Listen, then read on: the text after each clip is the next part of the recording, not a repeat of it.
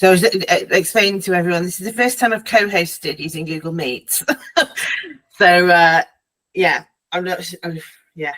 you live and learn, as they say. We're going to start on time. That's the main thing. It's all good. Exactly. That's why I asked everyone, because we're actually got nearly 150 people registered for today. So obviously not everyone is going to attend because of the timing, but they'll all receive the recording from it afterwards. But I thought, I think, and if I've done my homework right, we should be okay to go over 100. But just in case, I was like, everyone just get in early, just in case. But yeah, fingers crossed. Again, we probably won't get near that, but I just wanted to try to be safe. And sorry, I didn't want people to miss out. I get really anxious about these things when I'm putting it on for other people. Yeah, right. And I'm sorry I had to move it by a week, but it was just something came up, and you know how things are. But yeah, exactly. These things happen. No, it's thoroughly understandable. Life, as you say, it just happens, doesn't it? And hopefully, majority of people who are here, that was fine. Obviously, it's some people, but again, they're going to get the recording. And I was explaining to them as well that I'm going to do this kind of just us having a chat, really, and then listening in on that. And then I've got some questions from people beforehand who didn't think they'd be able to come. And if there's time at the end, we can look at the questions that they pop up in the chat. I do need to be gone pretty close to 12 because I have to take my mum to hospital. So I'm conscious of not going too far over that boundary for you as much as for me as well. So got a few more minutes. We'll wait for a few more people to join, and then we will get started. You've been having a good... I saw you at the webinar. I don't know when that was. I've lost track of time completely. But you've been doing okay. Any feedback from your research? Yeah, fine. It's just we launched the 2 reports from the studies that we did on prevalence, and one of the papers I think is imminently about to be accepted, which is great. And then we're just working on the other one as well. So. Yeah, no, it's all right actually. I'm just glad the sun is out, to be quite honest. Been waiting months to see it. Now it's out. So I know. Spring has sprung. Amazing the difference it makes.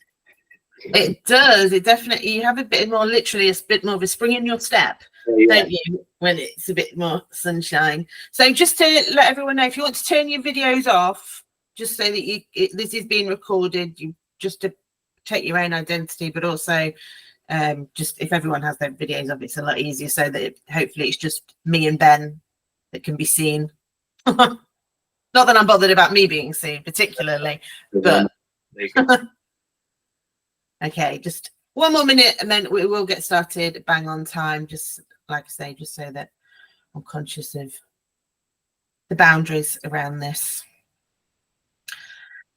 It's obviously a very popular subject, which I don't think is a surprise to anyone. I suppose before we get started, I want to just make everyone aware that we're aware of that. We're not blind to the controversy around these terms, and even on social media posts advertising this, there were comments from people around the terminology and everything. So we understand that, and that's not the place. We're not here to have that conversation. We do understand it. I think anyone that has been in a relationship with someone who is, certainly for my audience, what they would describe as having narcissistic traits, but certainly coercively controlling, they're going to recognize these behaviors, whatever you want to call it. The behaviors are what we're going to focus on. So just so you know, we are aware of that. We're not here to poke anyone or anything like that. We just want to have a very mature and enlightening conversation around this subject to hopefully help people navigate this within a very difficult environment, particularly with bits that are coming out at the moment. So again, just a reminder, if you can turn your videos off, that would be really helpful. Just because I get distracted quite easily by faces and by chats. So if we can keep the chat to the minimum, I will provide time at as we go through. I want you to get a chance to.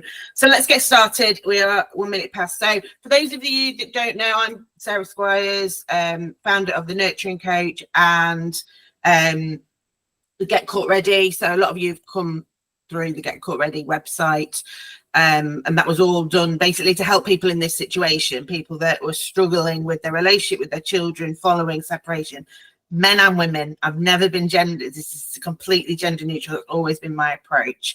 And Ben has been doing some amazing research within the UK. He's one of the very few people in the UK that have been doing this, and he has that unique perspective of being an alienated child himself.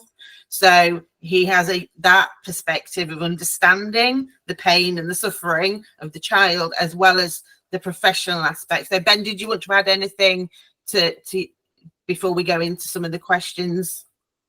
Just to say, so my name's Ben and I'm Professor of Applied Psychology at the University of West London, and as Sarah said, I'm one of, if not the kind of leading academic on alienation and alienating behaviours in the UK, and I'm part of an international kind of consortium of researchers that are looking into this topic, and as Sarah said, I also experienced alienating behaviours during my parents' divorce process, which was very acrimonious, and I've spoken about that and written about it. I spoke about it in a TED talk last year, and I can share the link to that, and it's also in the preface of my book on the subject as well. So yeah, I have a personal interest in the topic, but also objectively and scientifically explore it as well, and hopefully can provide some good info and insights today. That's great. And I really appreciate your time and coming to speak with me and my audience as well. It is greatly appreciated. So I want to start off looking at kind of this juxtaposition between legal and psychology, because I think for a lot of people in this situation, and for me, when I first went down the rabbit hole on this, I found Childress's work, which I know, people have different opinions about Childress, and again, I'm not here to get into that, but I found the way he described it was like light bulb for me, like, this is it, someone gets this.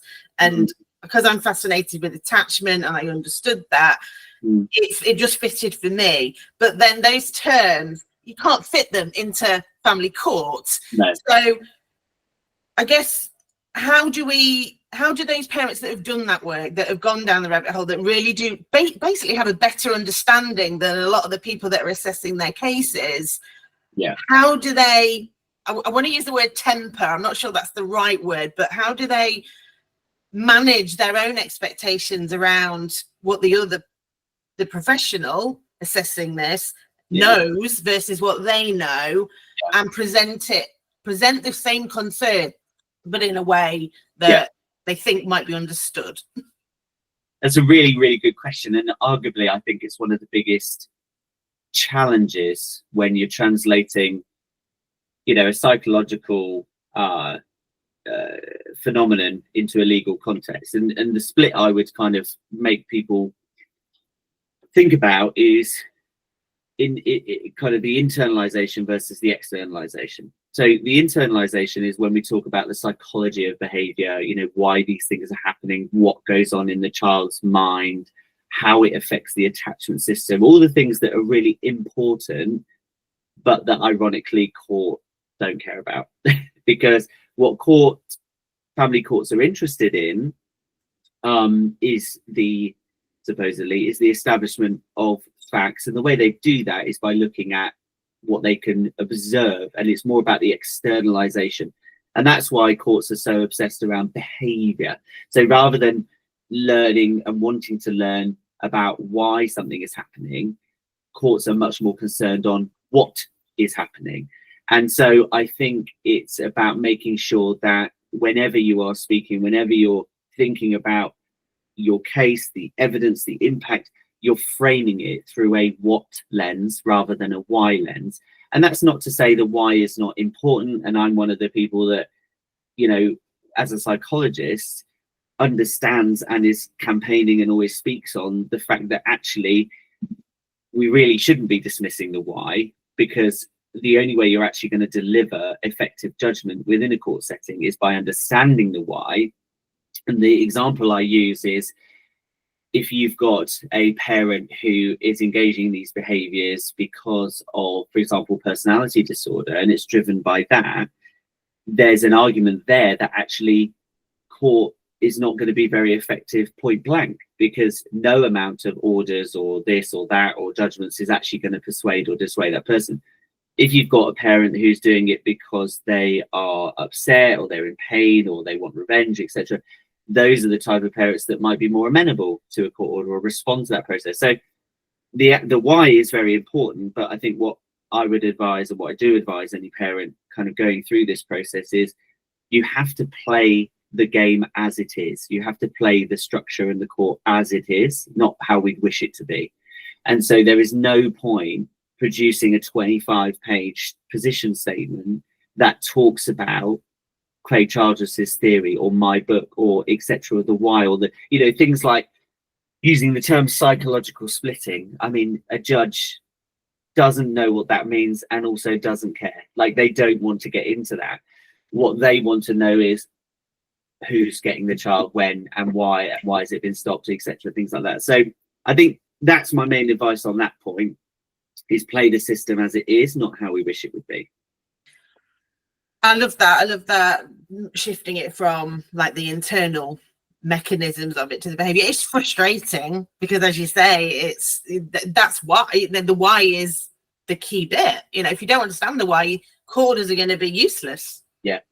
So it prolongs the process. But yeah, you're right, the system is what it is. So the next one's a bit of a personal bugbear of mine, following the FJC's recent guidance on responding to. How frustrated are you with their use of psychological terms such as attachment, which they've completely got wrong, in my opinion? It shows a complete lack of understanding of what secure, insecure, and disorganized actually is. They've just thrown it out as a term. As a psychologist who understands how important that is to children, how frustrated are you? Again, I apologize to everyone watching this. This is just a me. I'm frustrated. I want to be vindicated in my frustration. Yeah, I mean, I want to start on a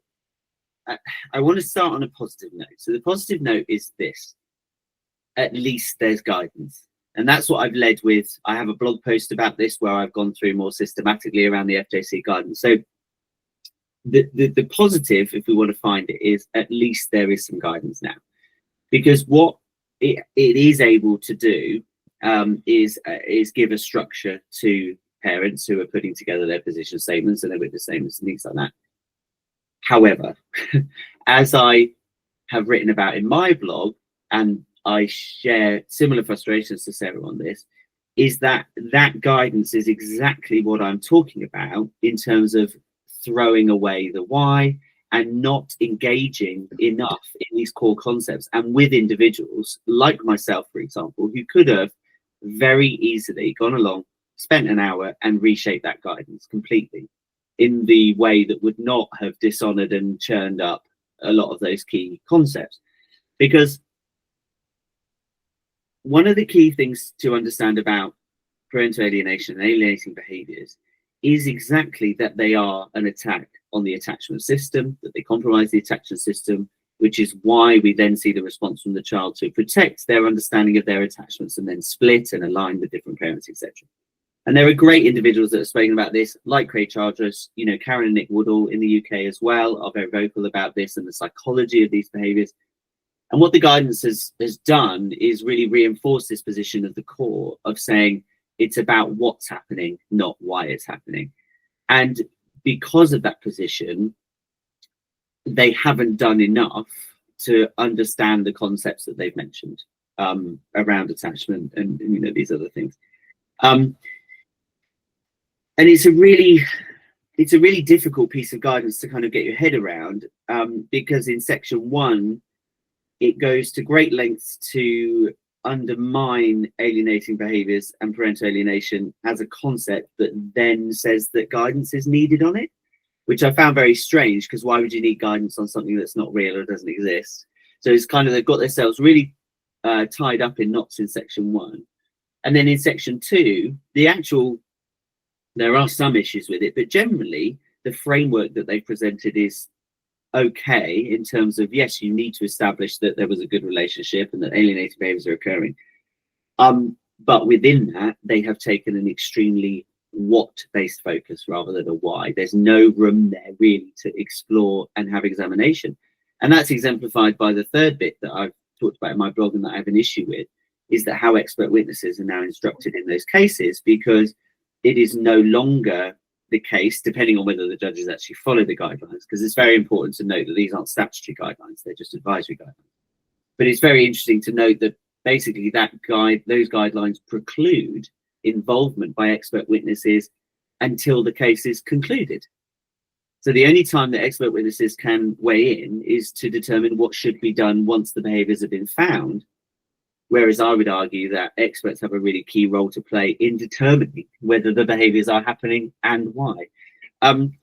So yeah, there are lots of bugbears with the guidance, but at least we've got some, and at least it's taking a step in the right direction. But yeah, going back to your original point, there are some pretty serious issues with how some of the psychological concepts have been managed within that document, and I think that that comes from a overwhelming focus on the what rather than the why, and that's what we're kind of dealing with. And that's why when you're constructing your case, it's really difficult to put forward knowledge that you have found and you know to be true and well evidenced, because a judge isn't going to like it, is going to feel threatened by it potentially, is not going to want to take the time to understand it because they're focused on that concrete and what are the behaviours, you know.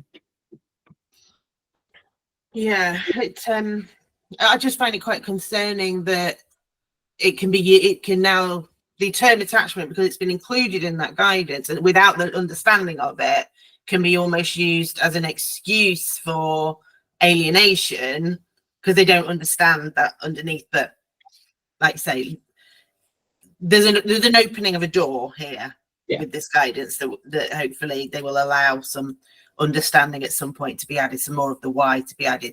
So carrying on through and looking at the FJC, and I want to talk about the impact really.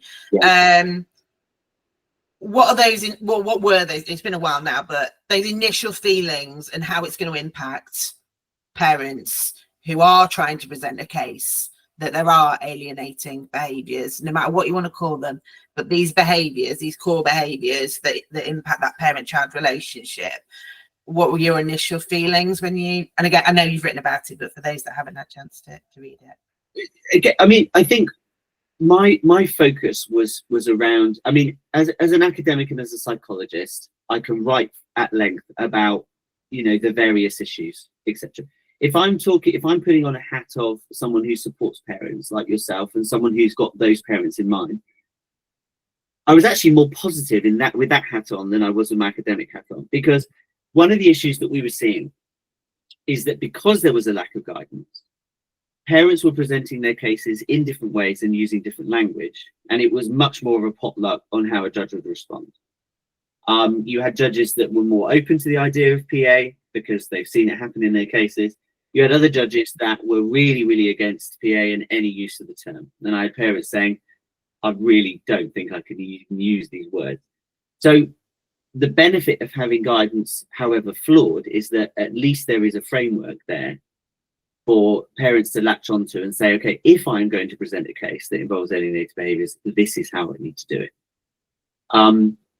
And it gives kind of clear indication of language, is that we shouldn't use the term PA, we should focus on alienating behaviours, ABs, which is fine.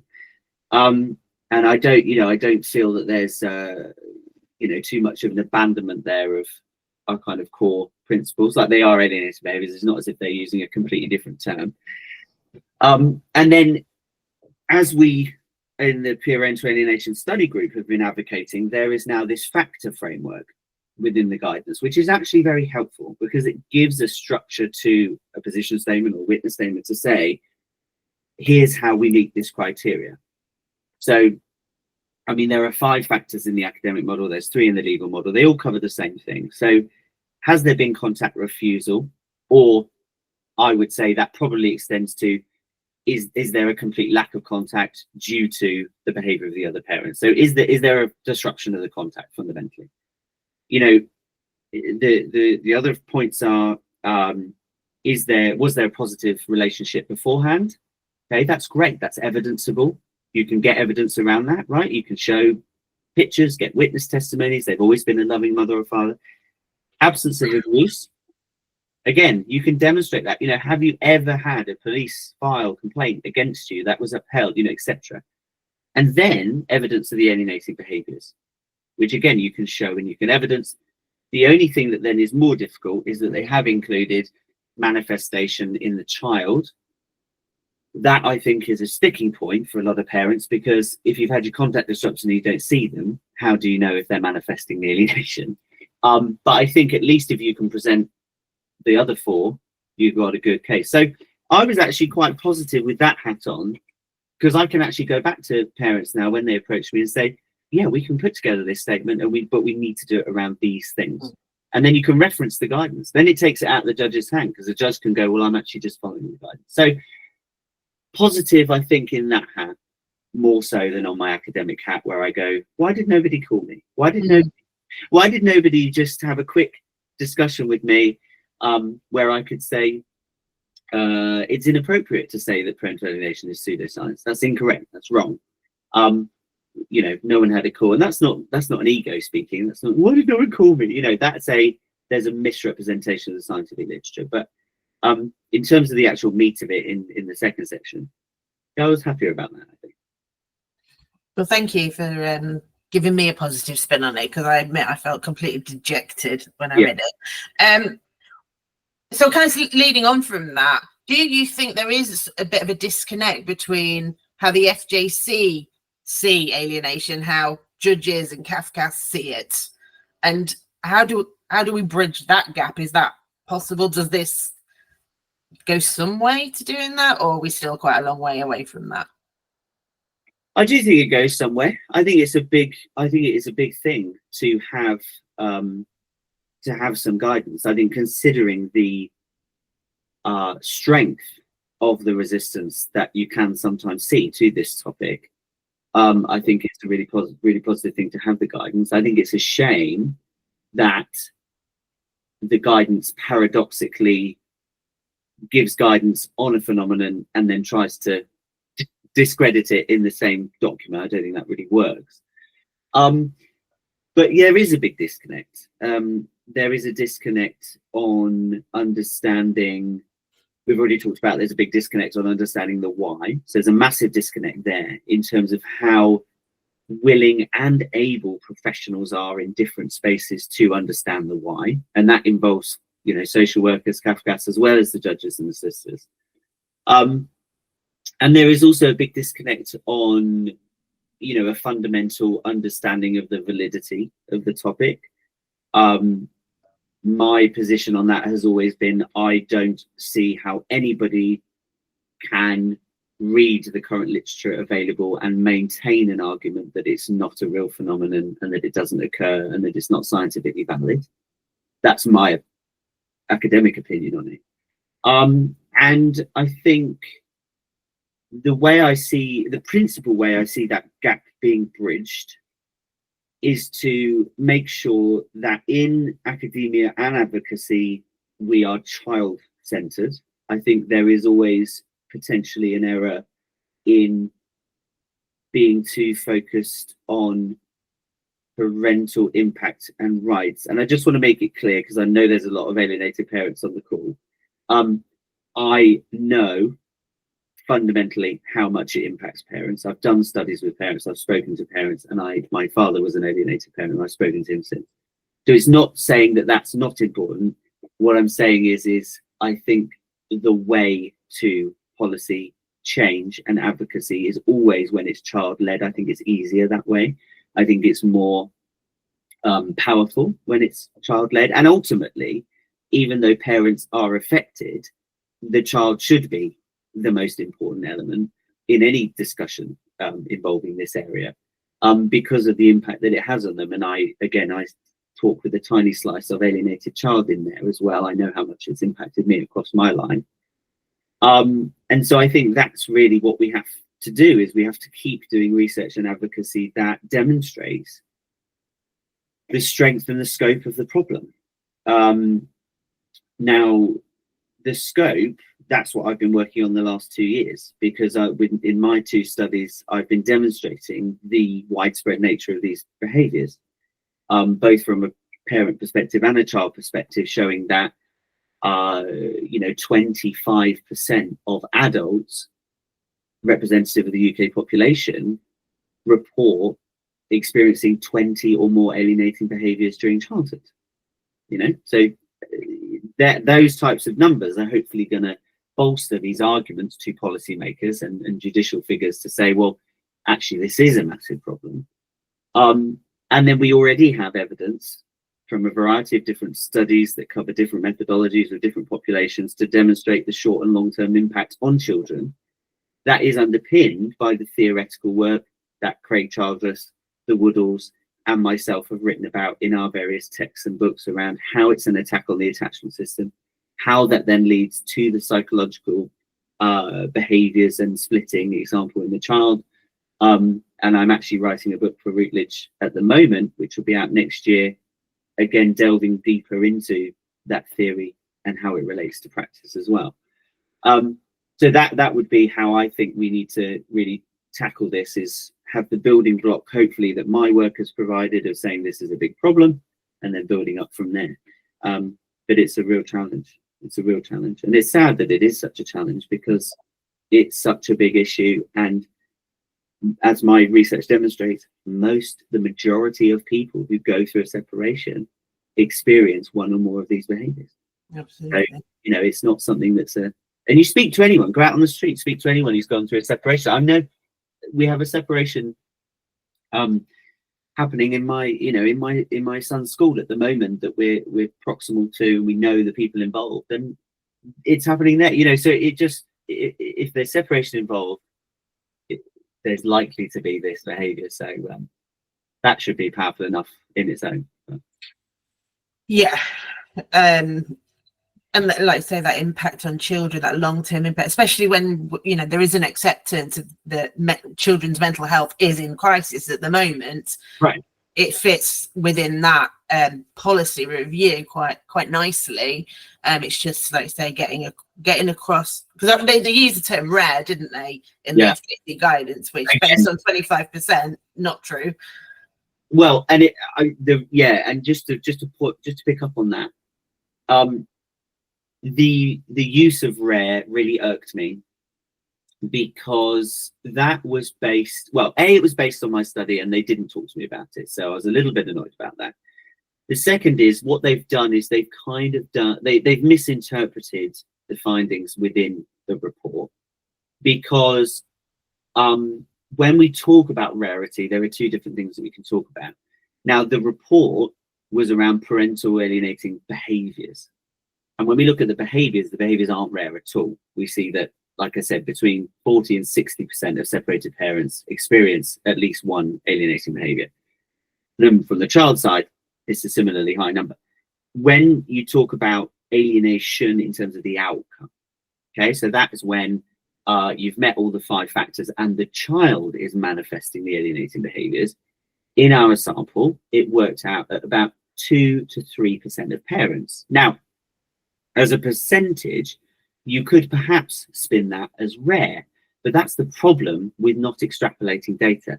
Because if you take the amount of parents within the UK that are separating every year, what that percentage actually equates to is thousands of parents. Now, I don't personally believe that that is rare. And I don't think it's fair to frame it as rare, because actually, when you're talking about alienating behaviours and the damage it can do to a child, my particular position on it is 1 is too many, let alone when you're getting into the thousands. So I wasn't happy with how they used the term rare at all.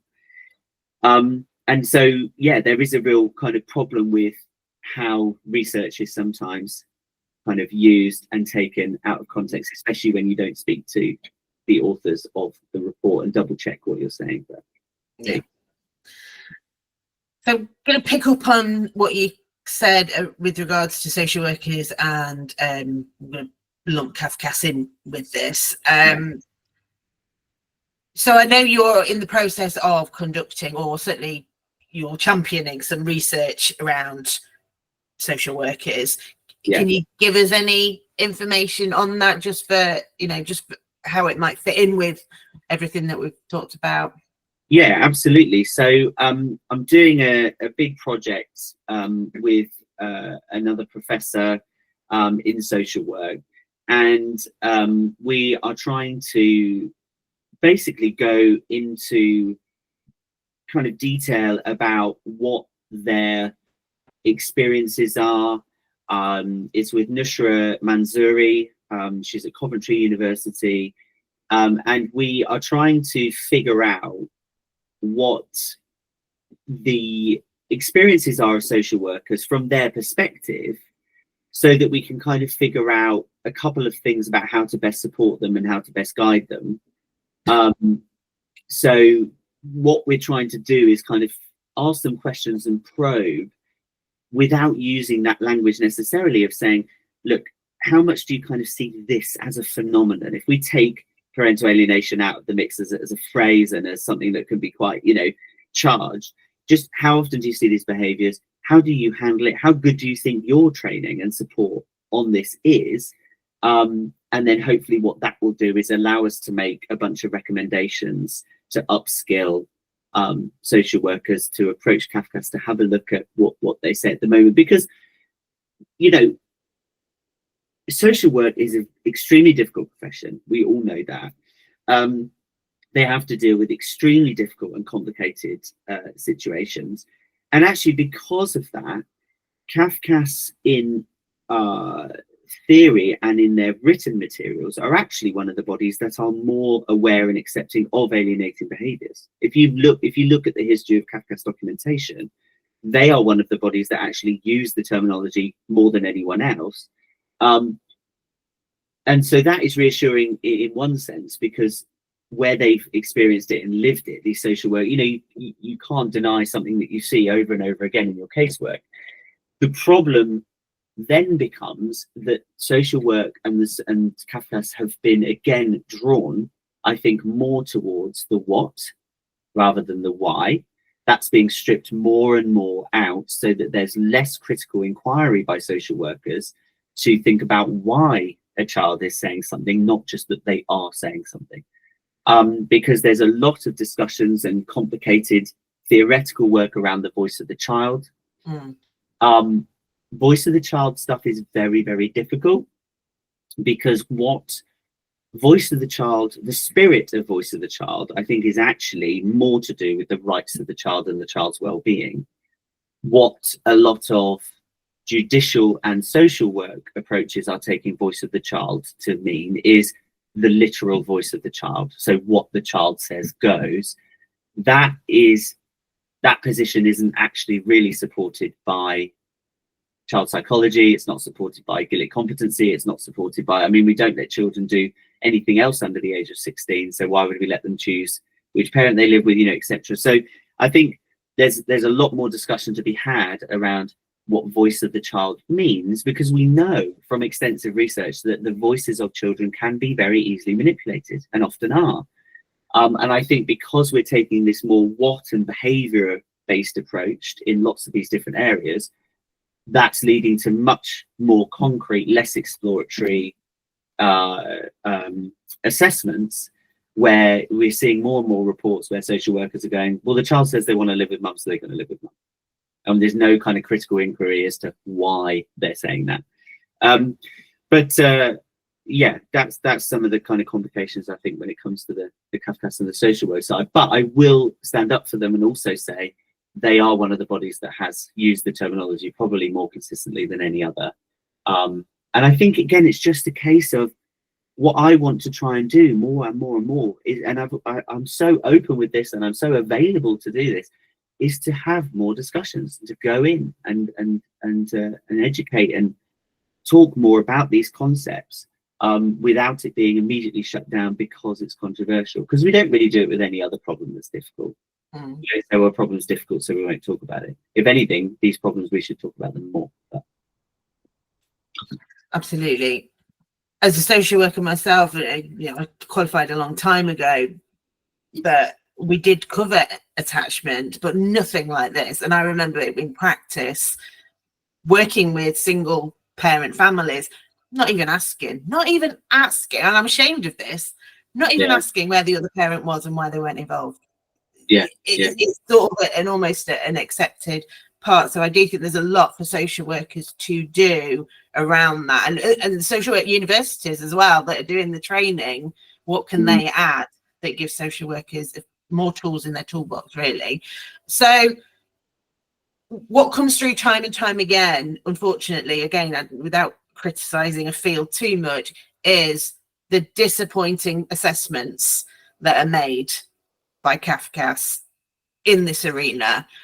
Opinion over fact. And again, going back to my training, even just contact records, we couldn't offer an opinion on what it meant. We could only record the child smiled. We couldn't say the child looked happy, because that was, again, that's what's going into their head.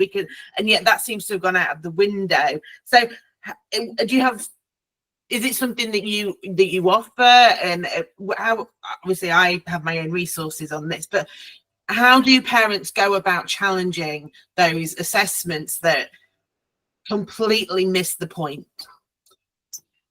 I think, I don't know, that's a big question.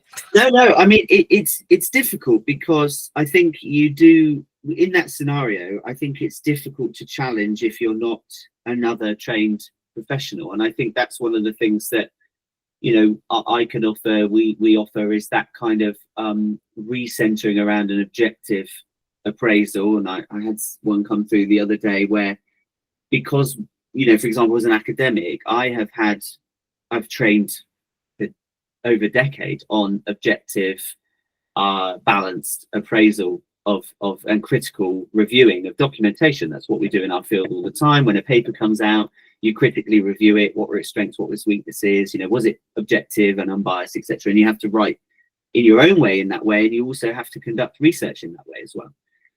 And so I think if it is the case that we are seeing more reports that are like this, that are potentially drifting into more subjective territory, where the social worker is making a subjective assessment, which can be really dangerous and damaging, because we know how swayed judges are by CAFCAS Section 7 assessments. I think it can be really useful to have someone who has that training to come along and to assist the judge by pointing out areas where that drift has occurred, and this is the way I always phrase it to people, is you simply have to make the judge and other professionals question things. It's not necessarily about, and actually it can be more damaging if you charge in as a parent saying, this is wrong, this is incorrect, this is actually what I think of the situation, because then you've just got loads of people giving their subjective opinions. What's much more powerful is to raise a series of questions about what has been said in order to prompt the judge to do that themselves. And so that's where I would be, highlighting if something is said that doesn't seem to be founded on anything. It's just to say, you would then prompt that question of saying, is there any evidence for this? And has the other party provided any evidence to support that assessment other than just what the social worker is saying on the day? Et cetera, et cetera. So that's one of the things that I sometimes work with individuals to do, is to not challenge, but to review and critically examine reports that are provided. Also to make sure that their voice has been represented appropriately, because social workers, again, are human. They have their own subjective biases and social cognitions that might have made them downplay a father's position versus a mother's position, or it might have made them downplay one parent's position because of a certain thing that they said and it irked them, etc. And I'm not saying this always happens, and I'm not saying that it's always the case. What I'm demonstrating is like the work I've done with police officers on sexual violence investigation, and all of these professions are done by human beings who have their own subjective opinions, and we all fight them. You know, when I have clients approach me, and I'm so sure it's the same with you, Sarah, you have to make sure you don't drift into certain beliefs and stereotypes, or when they say something and it doesn't, you just say, no, let me just stick to what you can show me in terms of evidence, you know, etc. So that's one of the things that you can do, but I think it's very easy to fall into the trap, if you do it yourself, of looking like a belligerent, disgruntled parent who's just saying it's wrong because it's made them look bad. And so I think there's a very specific way that you need to do that, and to do that so that a judge will actually listen, rather than, you know, as one father said to me recently, just come across as a bad, angry man who's, you know, just challenging something for the sake of it. Absolutely. And I think I would advise my clients is approach it with curiosity rather than right and wrong. You know, that's wrong, that's right. Because again, that's black and white thinking, which is sort of something that we want to be staring against. But it's hard. It's your kids. And so we understand the emotion behind it, which is why it's so good to get an objective party to work with you that can take that emotion out of it for you, so that you can, like say, analyze it with an objective.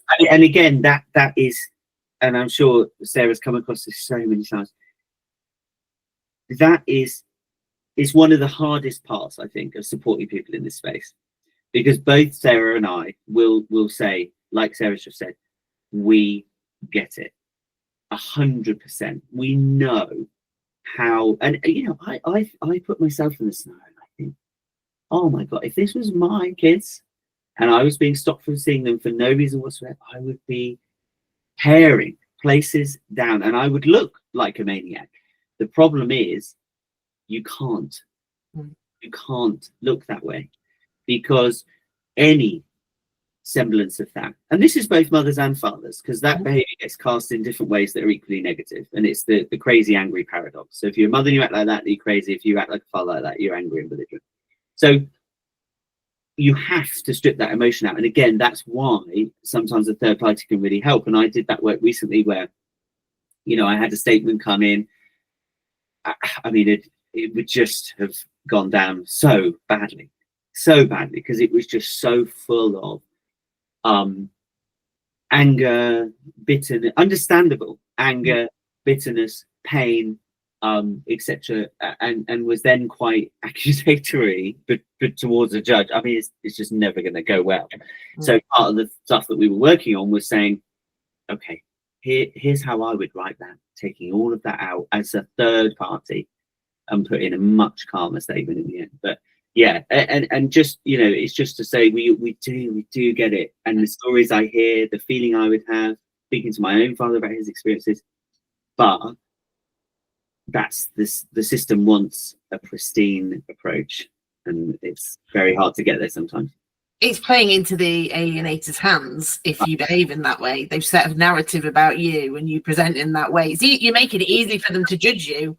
They just go, look, see? It's exactly what I told you they were going to be. Everything I said was true. They're definitely not just acting that way because of everything I've done. That's, you know, it's not situational. This is personality. Yeah, absolutely. So that's why I always include so many healing elements to what I offer, because actually that's within your power. You can't control court. You can't control what judge you get. You can't control what CAFCAS officer you get, but you can control in here and your emotional response and reaction. Okay, so the final bit, and so hopefully we have got a bit of time for some questions, is you've covered it in various phases, but in sort of summary, and again, this is a big thing, what advice would you give to parents in presenting an alienation case, you bearing in mind that not just that the FJC guidance, but also there is the new domestic abuse guidance from CAFCAS as well. I think that the timing of those two kind of feel important and relevant, and so I think it's important that we use those both as frameworks, really. I think if I was going to condense it down to one phrase, and it's slightly tongue-in-cheek, and but I would just say, play the game. Long game. Can I just add the word long? Love, yeah, absolutely. So play the game and play the long game, because you have to separate how you feel about the process from the process. Because if you let how you feel about the process come into the process, it won't go well for the process. So that's my biggest piece of advice, is to try and slice down the middle and take the injustice and the unfairness, which I agree with. Like, it's such an imperfect system. We all operate within it. And so I'm not saying, you know, play the game and play the system because it's there and it will help you, because sometimes it won't and it's flawed. But the best chance you're going to give yourself within it is to play the game. And what that means is play the game in terms of you. So play your behavioral game. Make sure that whenever you're preparing documentation or going to court, etc., that you've booked yourself a rage room the day before and you've got all that anger out, so that when you go and you sit down to write, you're in the headspace to do that. Work with people, myself, Sarah, others, critical friends, people who are removed enough to not let their anger and pain seep in. And use the frameworks that are there, again, however flawed. You know, if you are putting together a position statement around an alienation case, it should now feature the FJC guidance systematically and in all its glory, saying here's exactly how this case meets the three factors that are stated, but also go through the domestic abuse statutory guidance, because all of the alienating behaviours can be categorized under that guidance, because it is coercive control. Isolation from friends and family is part of coercive control. If you're being isolated from your child, it's a DA case. So make sure you know and are aware, and again, work with individuals. Myself and Sarah, we're both aware of these guidelines, the FJC and the DA SLEG, is to work with us to put together, or do so yourself, statements that are clear, objective, factual, and use the frameworks that judges use, because they will be looking to the FJC guidance and they will be looking to the DA statutory guidance to make their judgment. And so if you're producing a statement that's not structured around those, what you're doing is you're creating more work for the judge, which will immediately put them in a more negative space around your case. Whereas if they can go through and just very clearly see, okay, well, yeah, they meet all of this, so done deal. So that's what I would say. Play the game, and within that bracketed the long game, because you need to have anyone going into court probably already does, but should have an awareness. It's not a short process. It is long. It will take time.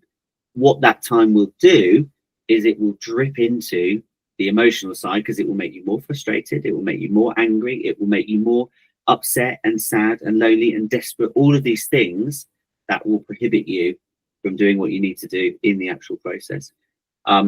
So part of that, again, playing the game is, this is massively what Sarah advocates and talks about, and I have a section in my book is around things like self-care and regular release and all of this kind of thing. So yeah, probably lots to take in there, but yeah. That's brilliant. And there is, once the recording's all sorted, I am sending out a toolkit which includes all of that entire framework that Ben has talked about. It's all included in there. Self-care, some of the tips in that are in there as well, so you will receive that. Right, let's see if we've got any. Okay, so if anyone wants to either pop a question, there we go, we've got questions. Yeah, if you can pop them in the chat, I think that'll be the quickest way to do it. I've done it before where I've invited people on, but it ended up taking 2 hours. Right, so let's go. That's an interesting one. So how is the best to present the alienator is predominantly coming from the step parent, to the point where the father is not even aware of what his wife is doing and saying to the children? Wow, that sounds very complex. I mean, there isn't, I don't believe there's anything innate. Is there anything within the FJC guidance where it's solely parent? So the behaviours themselves could be a grandparent, yeah, could be an auntie, could be any person doing these behaviours. It's whether that person that's doing it is party to the court proceedings. I guess that's potentially the only. But again, if you're presenting that you're not seeing your child, maybe it's about, again, I don't want to speak over Ben here too much. I will let him say, I'm just giving my thoughts of the father's responsibility is still to encourage that behaviour, and therefore if the father is not doing that, he there bears the brunt of the responsibility. Again, going back to the who and the why isn't as important as the what. So would that fit in? Yeah, that's pretty much what I would say is, and I was going to say, you need to anchor it back to who has legal responsibility for the child. And so in that case, like Sarah said, that the father likely, is the one with the parental responsibility, and all of the judgments and the court will be talking to the responsible parents, the legally responsible parents, in terms of making sure that the relationship with the other parent is protected. So if a step parent is doing that, it's then the father's responsibility to talk to the step parent and rectify that situation.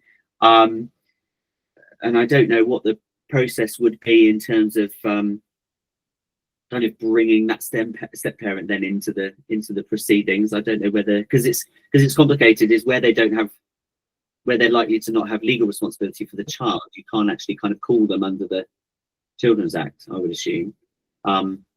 It would be more about, I guess the other way to do it is you could then,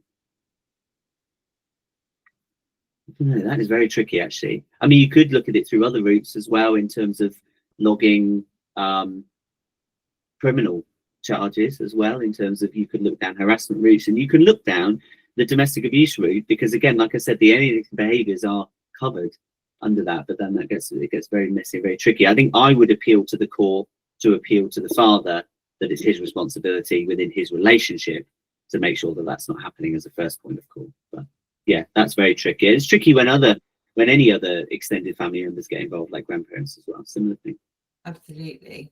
And I think, again, this goes back to that understanding of the psychology of it, is we understand the family dynamics, like the wider family dynamics in these types of situations. Is the personality disorder doesn't exist in a bubble.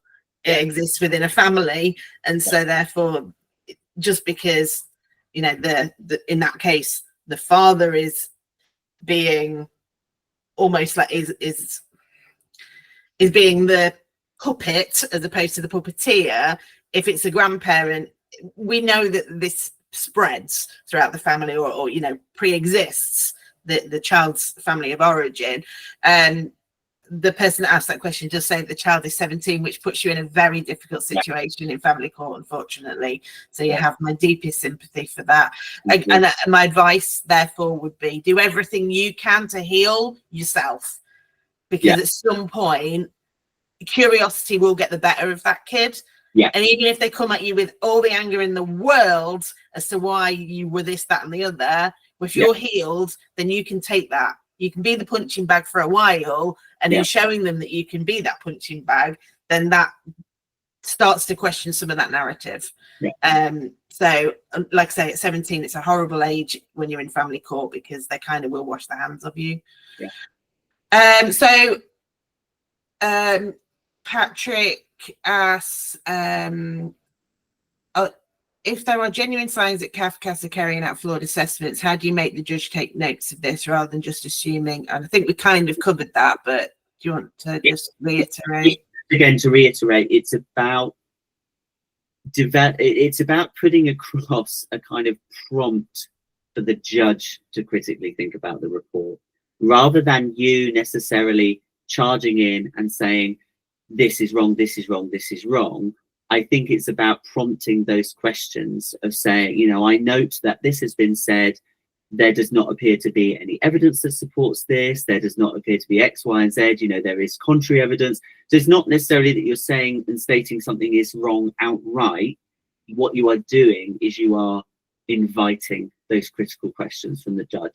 Because the problem is that if you charge in with questions and critiques directly of your own, saying this is wrong, the judge isn't going to go for that, because their response is going to be, well, who are you to say, who are you to overrule a professional? I think if you put the power in their hands and say, you know, and prompt them to think, it's kind of like, you know, it's like when you convince someone else that it was their idea all along. It's that type of thing where you say, well, and you know, they take time to craft, but it's just prompting. It's saying, well, there's not evidence for this, there's not evidence for that, and really centering it back to, you know, the legal process, you know, due process, rather than an opinion, what looks like an opinion-based thing of saying this is wrong, I don't feel this is fair, you know, etc. Is saying, is prompting it in a legal sense. So that's what I would say to that. But it is difficult to tread that line, actually. It is, and I think also this is where some of that self-awareness is, because sometimes you might think you're presenting it in a certain way, but you might not be. And again, I'm not here to criticize.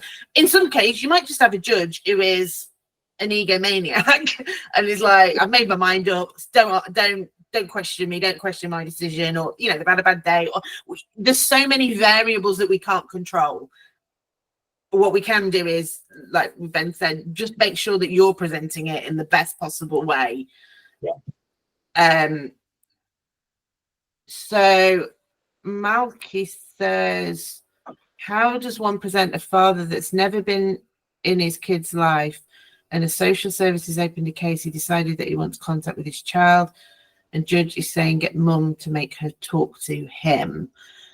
I mean, that's a tricky one. I'm not sure this is the right space for that.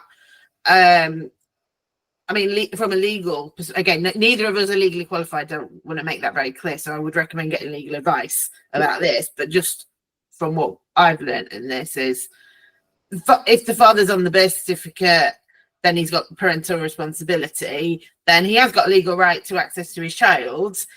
What that looks like is what you would be going to court about, whether that would be on a, you know, a slow increase, a gradual build up, or what. But again, I'm sorry, I think probably the best advice would be speak to a judge who works with speak to a solicitor who works with social services about that, because not saying that there might be some alienation factors within that. It's not clear from the question. And again, I don't want to give wrong advice on that. Anything you would add, Ben? I would just say that it's really important, and one of the things we've been working on is to make sure that alienation cases are presented based on those factors, and one of those factors is a previous good relationship with the child. Now, if that father hasn't been present in that child's life till this point because they never knew about the child, that's a different kettle of fish, because that does speak to kind of alienation and prohibiting and controlling contact. If they knew about the child, they just haven't been involved to this point, and now they want to get involved, again, it becomes more of a, it's not an alienation case, it's more of a straight cut. Well, does he have legal responsibility? Okay, yes, well, let's get a contact order in place. So yeah, not quite probably the right place, but it depends on the factors. But, yeah, and that's a really good point about why the parent wasn't involved. I hadn't considered that. So this is an interesting one. Again, I'm not sure where the experts in this, but we can throw our two penners in.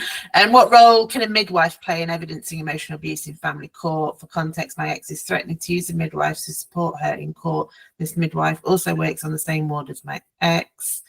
And the ex says she showed text messages to this midwife, no doubt cherry picked. I mean, look, when you with things like that, I wouldn't, my personal advice is I wouldn't worry about them too much. The reason why is because those types of statements are, well, Sarah can weigh in on this as well. In my hierarchy of evidence, they don't come very high, because they are simply someone who knows the party, and party A can provide 5 witness statements that says they're the best parent. Party B will provide another 5. They don't weigh anything really with a judge, and no judge is going to look at that and go, oh, well, someone who's a friend of the defendant or works with them has said they're a good person, so I'm going to award them custody. It doesn't really work like that. So I wouldn't stress too much. I think it's important that if party A has witness statements, then you have them as well if you didn't before, just to balance things out. But I think just know that when judges in any court are weighing evidence, there is a hierarchy to that evidence, and witness statements from people who know you don't carry a huge amount generally. I don't know if Sarah thinks any differently on that. No, I tend to, again, in the way I encourage clients to organise their evidence, it's when we're using third-party evidence, they've got to have met with both parties. If it's just one, you can say anything to one person. It doesn't mean that it's true. I can sit here and say anything about anyone. I mean, there's any truth in it whatsoever. And so in terms of your evidence, focus on getting top quality evidence that proves your point. And then you can focus on, well, fine, put that in. That's going to be really easy for my legal counsel to go, this is irrelevant. So let her use that. I would be like, go on, put that in. Great. That's a bit of evidence we can get rid of straight away. And I've got really good evidence of this. So again, I wouldn't be too worried, because it's hearsay, essentially.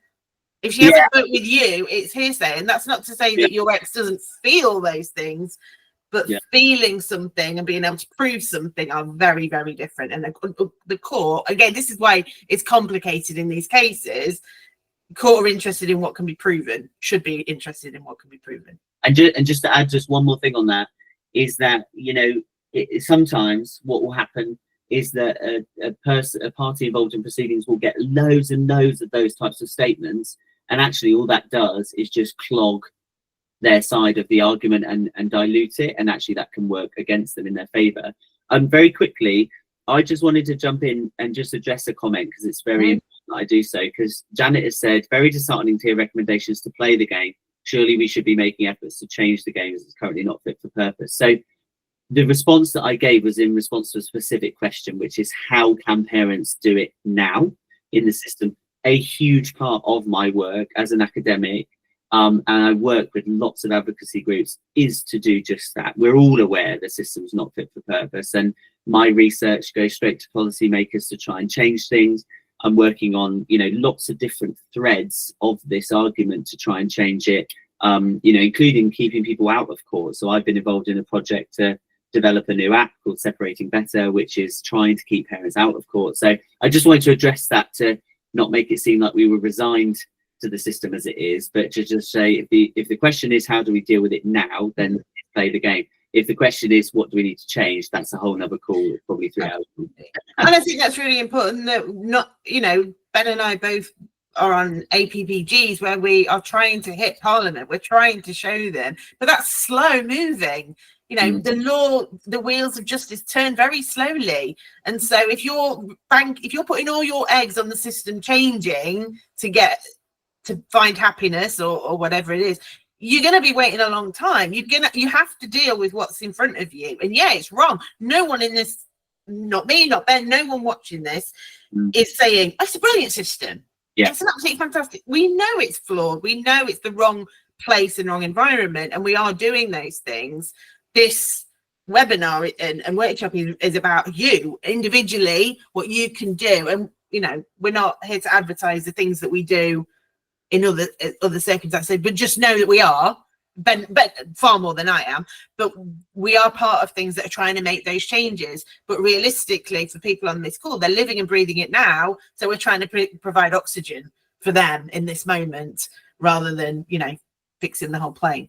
Okay, so any advice on a situation where the youngest child is 10 and struggling with being alienated and is witnessing negative behaviours from their older siblings who are adults and are subject to alienating behaviours from the parent they live with and have had little to no contact with the non-resident alienated parent? I suppose there's two aspects of this. Are you looking for legal advice or emotional advice, parenting advice? Because there's two. I mean, again, we've covered how you present it. Is there anything particularly that you want to add to that, Ben, around how to present that? I mean, I appreciate it's difficult when the siblings and that they're often used as bait to pull the other child over. Yeah, absolutely. I mean, yeah, I think, to be honest, it would be similar to what we've said already, in terms of just presenting and getting together any evidence that you can find. I mean, again, that it's such a tricky situation, because you've got such a where the alienating parent has then enlisted others, and that's often the case, it becomes such a barrage of noise and influence that the child, it's very hard to get the child to fight against that. Because if we then just dip into the why very briefly, that is a massive psychological burden to place on the child to resist that. It's overwhelming, and that's why they split. It's because that's how they protect themselves, and they go, well, I'm going to side with this pack who are saying this rather than the one person who, you know, I might want to spend time with, but it's actually easier for me to not do that. And you know, I think the advice in terms of emotional is a blanket piece of advice, which in terms of parenting an alienated child, is you simply have to keep presenting yourself as a safe, loving parent. Because as Sarah has already said, at some point, you have to hope that either through court intervention or through aging out and their own initiative, that they will come to you out of curiosity or for answers, and you can then demonstrate that to them. And there are lots of different things that I advise people to do, like you know, writing letters even if you're never going to send them, setting up an email account for the child that you can then give them the password to when they grow up to show how many emails you've sent them, because then you're not violating any court order or anything like that. You're not emailing them, you're demonstrating that you were thinking about them, that you love them, you know. And it's buying presents but don't send them, you know. It's those types of things that you can do to kind of cope in the meantime. Obviously legally, yes, you might put forward a good case and the courts will intervene, but there's always that emotional side as well. If the court decides to go with the alienating parent and you don't see the child, those are some of the other things you can do. But it just goes to show how complicated some of these situations are, and how often alienating behaviours enlist actors, sometimes as part of a kind of narcissistic kind of show and performance, to enlist others to then support their position, and make it really, really difficult, because those people aren't then hauled in front of the court to defend themselves and to defend their position. It all comes down to the single party, and that could be really difficult if you have friends, family, professionals all enlisted by the alienating parent. Yeah, it's really tricky, really, really tricky. Absolutely. So I'm conscious of time. I know there are more questions in there. I think what I'll do is I'll make sure that I've got a copy of them. It should go into the transcript, these questions, and I will make sure what I'll do is actually I'll try and copy them now, and I'll make sure that I get an answer across when I send out the follow-up, so that you get an answer to everything. I think it just, so in summary, absolutely, this is one of the most complicated.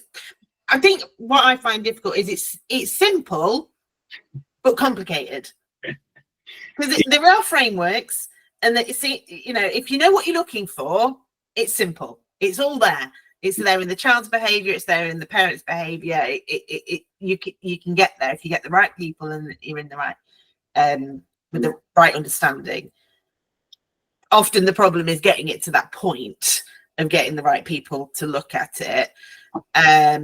Someone said, Carol had said, so complex, yet given an hour phone call with Kafkas for section 7, they get to the bottom of it somehow, you know. Yeah, I love that. Yeah, absolutely. It is so true. That, and again, I'm not here to criticize other parties at all. I think we work better if we work together. But they are failing.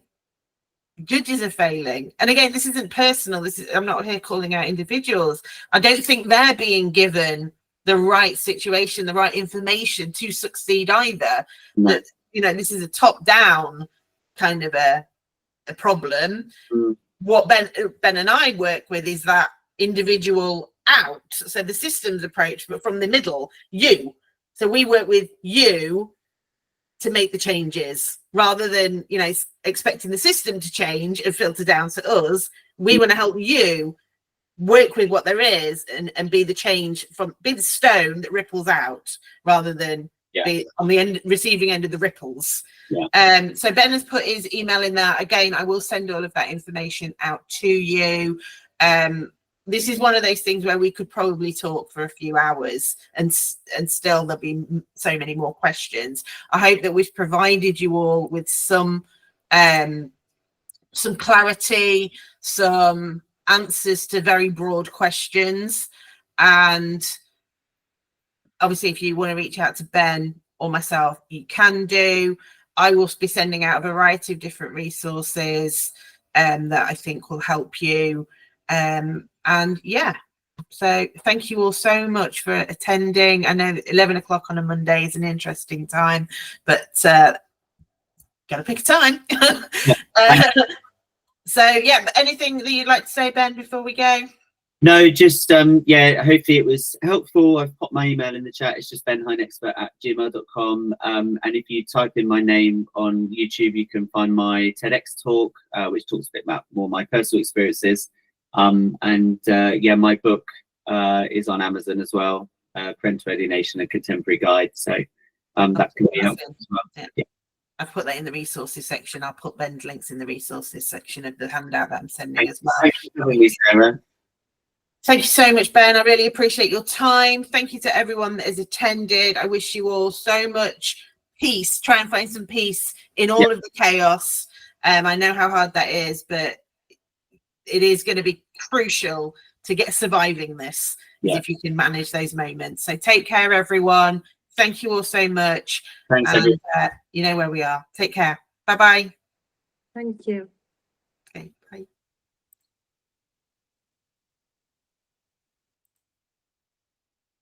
I don't think I can end this call without anyone else.